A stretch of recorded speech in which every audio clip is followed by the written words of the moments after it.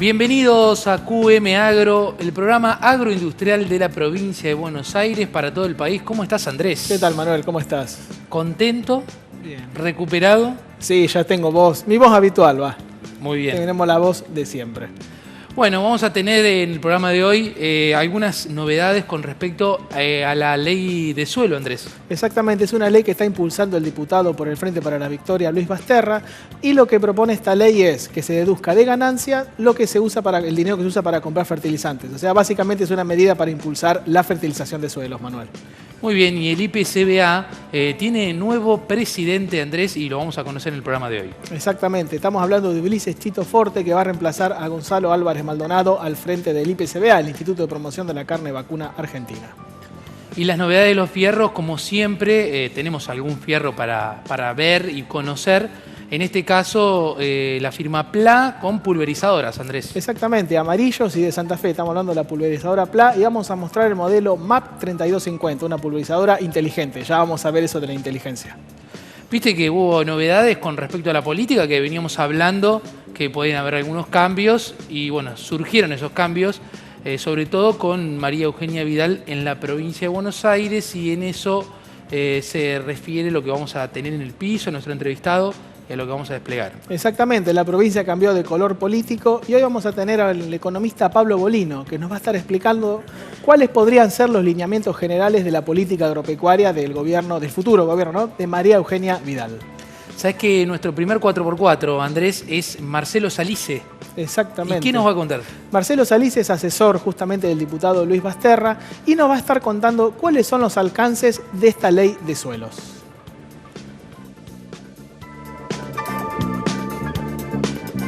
Bueno, la primera génesis de del armado de esta ley y que quiero resaltar es el trabajo conjunto y mancomunado de todas las organizaciones. Es decir, esta es una ley que fue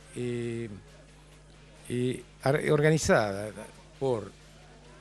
No es una ley ni de fertilizar, ni de CIAFA, es una ley de todos, productores, Colegio de Ingenieros Agrónomos, Fundación Vida Silvestre, asesores del diputado Basterra, es decir, ACREA, es decir, fueron diferentes los actores que estuvieron permanentemente trabajando y llevó 8 meses de discusión, antes de la presentación al diputado Basterra, que hizo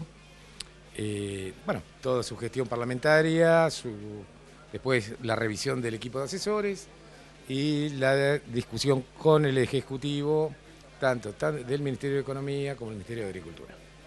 ¿Y cuáles son las características generales que abarca y promueve esta ley? Bueno, esta ley principalmente hablamos de la sustentabilidad del capital natural, prevemos un apoyo directo al pequeño productor, al minifundista, monotributista, agricultura familiar. Después está analizado el tema de los otros productores, donde ya tienen su propia capacidad financiera y entonces puedan deducir, siempre y cuando cumplan y se adapten a un plan de inversiones, a un plan de sustentabilidad de suelo, no de inversiones. Es decir, si no, no van a poder beneficiarse de la deducción del impuesto a la ganancia. Esta ley no le obliga a nadie, es voluntaria. Cualquiera puede decir, si me interesa tomar la ley y deducir el impuesto. ¿Sí? Hay total libertad, es decir, lo que apelamos es a la responsabilidad del uso de la ley en función de la seguridad alimentaria, ¿no es cierto? Los beneficios impositivos son una doble deducción del impuesto a las ganancias.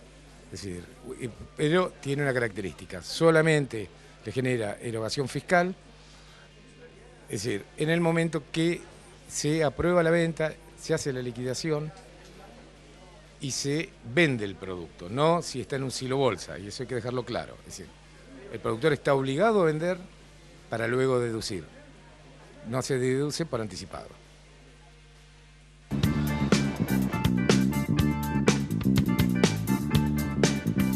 Y sí, Andrés, lo más importante de la semana está en el resumen de la semana, justamente. Exactamente. Y como habíamos comentado, en este caso, el IPCBA, que es el Instituto de la Carne Vacuna, ¿verdad? Exactamente. De promoción de la carne vacuna, tiene un nuevo presidente. Sí, hubo bastante dilación con la elección de Ulises Chito Forte y finalmente, tras 3 meses de asamblea, se designó al pampeano Ulises Forte al frente del Instituto de Promoción de la Carne Vacuna Argentina. Es el nuevo presidente del IPCBA AAA, como decíamos. El pampeano es representante de Federación Agraria y reemplazará a Gonzalo Álvarez Maldonado. Fortes de General Pico y además de su trabajo como productor agropecuario, es un dirigente gremial de extensa trayectoria. Y además de todo esto, fue diputado por la Unión Cívica Radical en el periodo 2009 y 2013.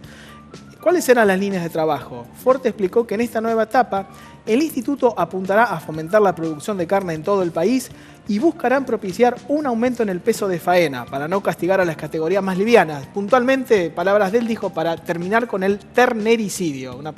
Un término fuerte, pero es verdad, porque al ser un peso de faena bajo se están faenando animales de muy bajo peso, entre otras medidas además, ¿no?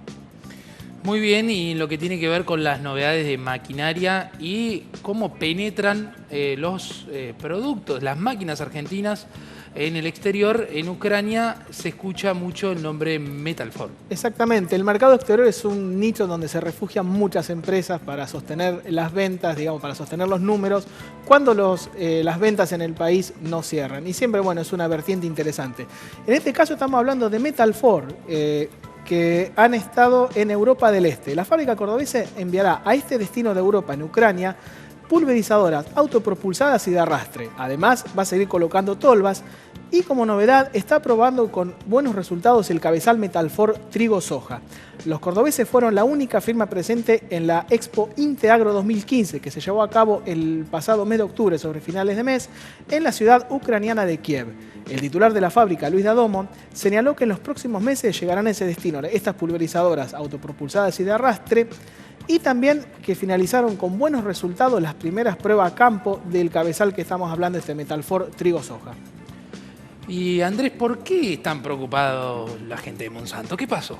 La gente de Monsanto no, lo que están preocupados es toda la cadena de valor del grano, los productores, bien, los acopiadores, todas las cerealeras. ¿Qué es lo que pasa? Bajo el paraguas de la Bolsa de Cereales de Buenos Aires, la cadena agropecuaria está negociando contra reloj un sistema alternativo al del Monsanto. ¿En qué consiste esto? Para el control de su tecnología intacta en soja. ¿Qué es lo que ocurre? La multinacional reclama el pago de un canon. Y luego de reuniones con distintas organizaciones, la Bolsa de Cereales porteña empezó a convocar a entidades gremiales del agro, exportadores, semilleros y acopiadores, entre otros integrantes de la cadena de valor, para buscar una alternativa a esta situación. ¿Cuál es el punto de conflicto? Es un párrafo que se incorpora en los contratos de compra y venta de granos y permite a la multinacional, a Monsanto, ¿no?, exigir una regalía si el productor que vendió el grano de soja no le pagó antes a la compañía en la compra de la semilla por esta tecnología. Es una tecnología nueva, hay nuevas disposiciones y hay mucho roce. Es como una retención compulsiva, en cierta manera lo están viendo desde el sector. ¿Y en qué podría repercutir, digamos, en lo que viene, digamos, estas medidas, Andrés? En los costos, o sea, y en que los productores no, o sea, que haya una merma en la superficie de soja, que más allá de eso no va a pasar porque esta tecnología intacta se está aplicando gradualmente. La tecnología intacta 2 Pro llegó hace 2 campañas más o menos, o sea, finalmente los perjudicados pueden ser el propio Monsanto, que va a haber disminuido su caudal de venta. Y también va a ser un retraso en lo que es el avance tecnológico, si sigue esta puja por las regalías. Muy bien, pasamos a los fierros en nuestro programa. Vamos a estar hablando de la ficha técnica de PLA, que si te parece, Andrés, mientras vamos viendo las imágenes, vamos a comentarles de qué se trata esta pulverizadora. Está bien, estamos con la empresa santafesina PLA y hoy vamos a ver la pulverizadora MAP2 3250. Este modelo, Manuel, está equipado con motor Deutz 6 cilindros, turbo de 142 caballos y un tanque de producto de 3.250 litros y un peso de 6.710 kilos. Así que si se te viene encima, correte. Muy bien, cuenta con un freno de servicio a disco en las ruedas traseras y accionamiento hidráulico por aire. Su botalón le da un ancho de trabajo de 28 a 30 metros, según el tipo de trocha, y tiene accionamiento electrohidráulico. Su bomba de pulverizar es centrífuga, de acero inoxidable y tiene una capacidad máxima de 540 litros por minuto, Andrés. Además de estas prestaciones, Manuel, vamos a hablar del sistema de aplicación selectiva que tienen estas máquinas, que entre sus ventajas permite, por ejemplo, combatir las malezas en tiempo real. Y se aplica solo sobre las malezas al momento de detectarla. Digamos que al tener esta aplicación selectiva se ahorra hasta un 80% de agroquímicos y hay una mayor eficacia en la aplicación sobre los barbechos. Y un mejor uso también del agua y agroquímicos específicos con menor impacto ambiental, Andrés. También eso es importante, el tema no solamente ser eficientes, sino ser sustentables. O sea, una producción sustentable.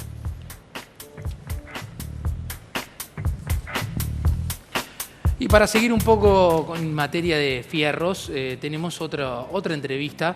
En este caso, una empresa de la provincia de Buenos Aires llamada Martínez y Estanek, Andrés. Exactamente, vamos a ver unos fierros con acento tandilense. Sí, y por tener un detalle no menor, una mujer que no es habitual en el agro nos está acompañando en esta nota que se llama Lucía Martínez y Estanek.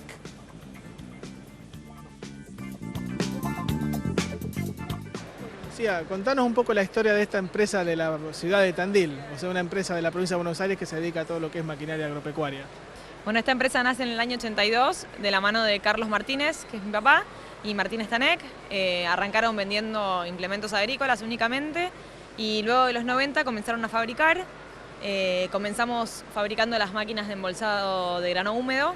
Somos los iniciadores de la técnica del embolsado de grano húmedo en Argentina y en el mundo, y bueno, luego de eso empezamos a fabricar mixers, mezcladores, luego llegaron las embolsadoras de grano seco, y bueno, fabricamos todo tipo de maquinarias, embolsadoras, mixers, ahora máquinas para campo deportivo. Bueno, en el año 2003-2004 lanzamos la Silogren Energía Cero, que es una embolsadora que no utiliza tractor ni motor para funcionar. Es realmente novedosa y es como un gran ícono de la empresa. Trajimos la Silogren Energía Cero, que es esta embolsadora que trabaja sin motor y sin tractor, que es para bolsas de 9 pies, para granos secos. Trajimos una cortadora de césped para campos deportivos de tres cuerpos de 3 puntos. Trajimos un mixer mezclador. Este mixer es un mixer de 10,5 metros cúbicos, es un mixer horizontal. Se caracteriza por la baja potencia requerida para trabajar y por el buen mezclado. No produce sobremezclado y es muy homogénea la mezcla que produce. No, nosotros vendemos en mercado interno y en mercado externo. Se divide un poco la torta del mercado.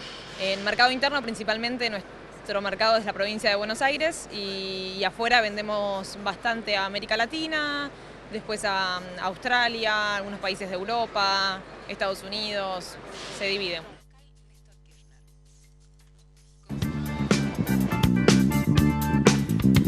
Muy bien, Andrés. Lucía Martínez, de Martínez y Estanek. Aclaramos. Sí, porque igual se da para la confusión. Igual ya en un punto creo que se fusiona y son Martínez y Estanek para todos.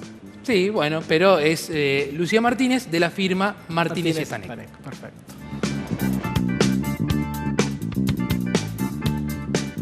Y en la continuidad de QM Agro, hoy nos visita en el estudio Pablo Bolino. Pablo es economista, es asesor y trabaja para la consultora Luz Consulting. ¿Qué tal, Pablo? ¿Cómo estás? Buenas tardes, Andrés. Muchas gracias por la invitación. No, por favor, un gusto tenerte acá. Bueno, ha cambiado mucho el escenario político desde el pasado 25 de octubre y una nueva fuerza política va a asumir en la provincia de Buenos Aires. Estamos hablando de María Eugenia Vidal. Ahora, ¿qué es lo que va a pasar que nuestros espectadores están interesados? ¿Cuáles serían, Pablo, desde tu experiencia, digamos, los criterios y los lineamientos generales que va a tener el futuro gobierno de María Eugenia Vidal para aplicar en el sector agropecuario? En líneas generales, ¿no? Hablamos. Sí, mira, acá la verdad que tomó por sorpresa a varios, inclusive a los propios, de la victoria en la provincia de Buenos Aires. Esto lo que plantea desde ya es un cambio de la expectativa de la gente con respecto al futuro, tanto en el corto plazo como en el mediano y largo plazo. Por lo pronto, a nivel nacional, que muchas de las posturas, por lo menos en políticas agropecuarias, que condiciona a nivel provincial, es las políticas básicamente a nivel nacional. Por lo pronto, lo que sí estamos viendo en todos los referentes de economía, por lo menos de Cambiemos, que es Pratgay por un lado y Rogelio Frigerio por otro, están hablando básicamente de eliminar el cepo al dólar. Ahí siempre está la discusión en qué momento lo hacen, si lo hacen en un momento, en poco tiempo o en mucho tiempo, ahí dependerá ya de otras variables y otras herramientas que se utilicen para poder evitar que la economía se pinche o vaya a una situación de caos. Entonces eso dependerá un poco de la situación. Pero básicamente los mensajes que están tirando los principales asesores en materia económica del próximo posible gobierno va a ser, por un lado, eliminar el cepo al dólar y por otro lado, bajar las retenciones.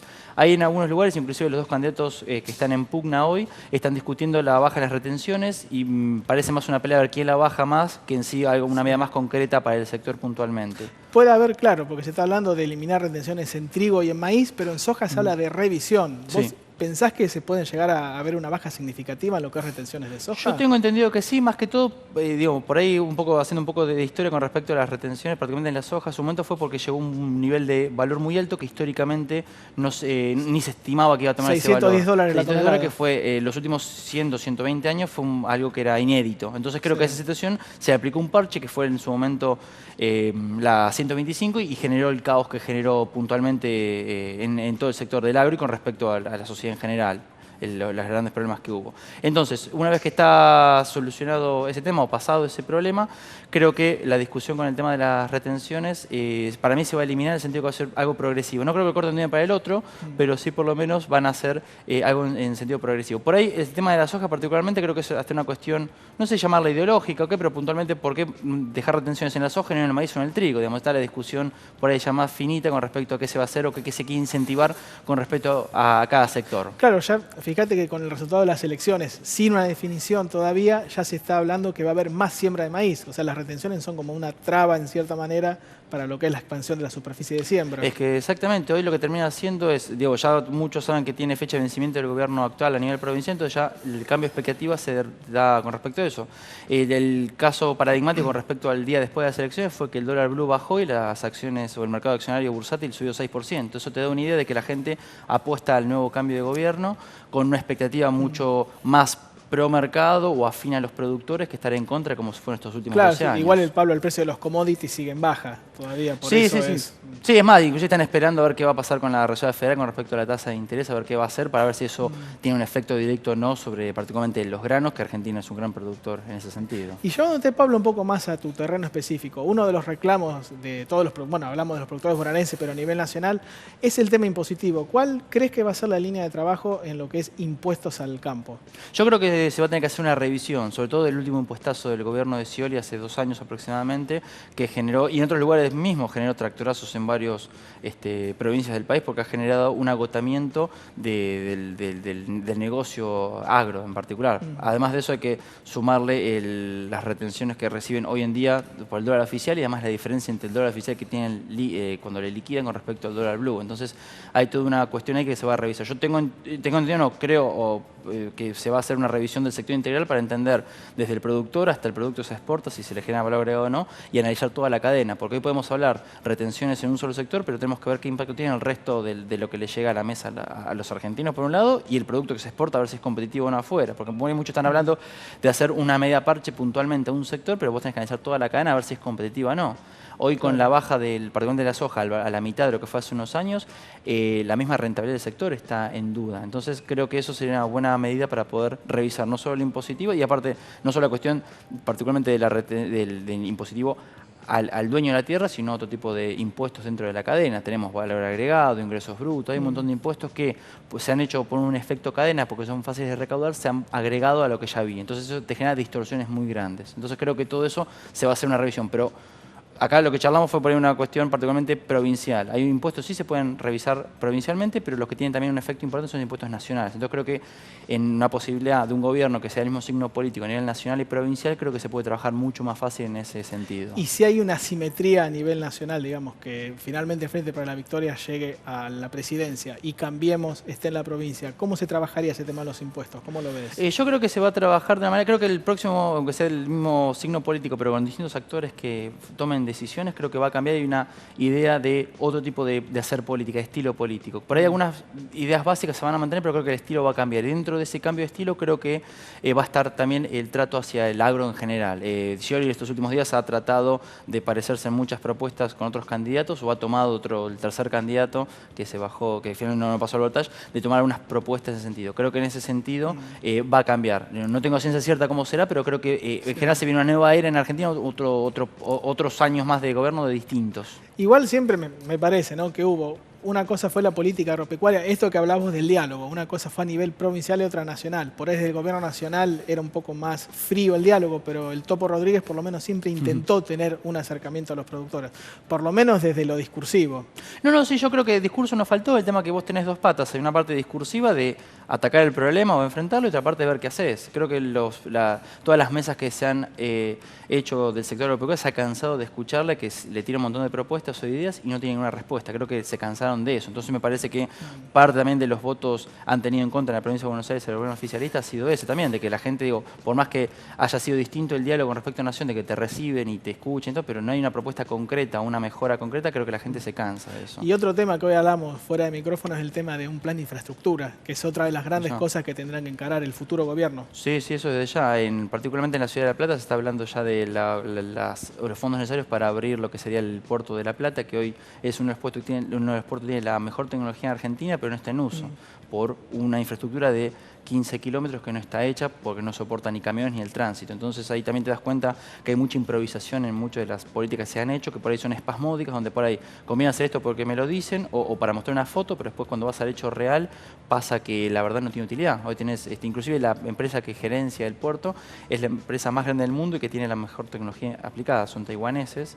Entonces eso lo que te genera es que han apostado a Argentina porque creen que en un nuevo cambio de gobierno va a venir una ola de crecimiento, particularmente que Argentina es fuerte en lo que es agro o en alimentos en general, y creo que esa oportunidad tenemos que aprovecharla, sobre todo que hay inversiones que inclusive están latentes a pesar de lo que pasa el 22 de noviembre. Claro, y es cierto eso que decís, y más allá de tener buenas condiciones de producción de materia prima, también hay que agregar valor. Eso por ahí sería otro eje. Sí, está el comentario que ya lo tienen claro, dice que un transporte desde Salta hasta el puerto de Buenos Aires es más caro que mandar acá desde el puerto de Buenos Aires hasta China un cargamento. Entonces tiene una cuestión de costo y de infraestructura que te hace poco competitivo los productos, sobre todo en un escenario de precios bajos. Antes podemos hablar que, bueno, como productores en determinados commodities o teníamos cierta ventaja comparativa y competitiva, estaba bien y por ahí no miramos los números finitos, pero hoy en día el Estado tiene que acompañar todo ese desarrollo y esa productividad que genera particularmente el agro y no ser un obstáculo como lo ha sido hasta este tiempo. Está bien, Pablo, perfecto. Muy claro tu testimonio. Igual hay que ver qué pasa después del 22. Ahí se va a terminar de definir un poco este escenario y quizá empiece a haber algunas novedades en lo que es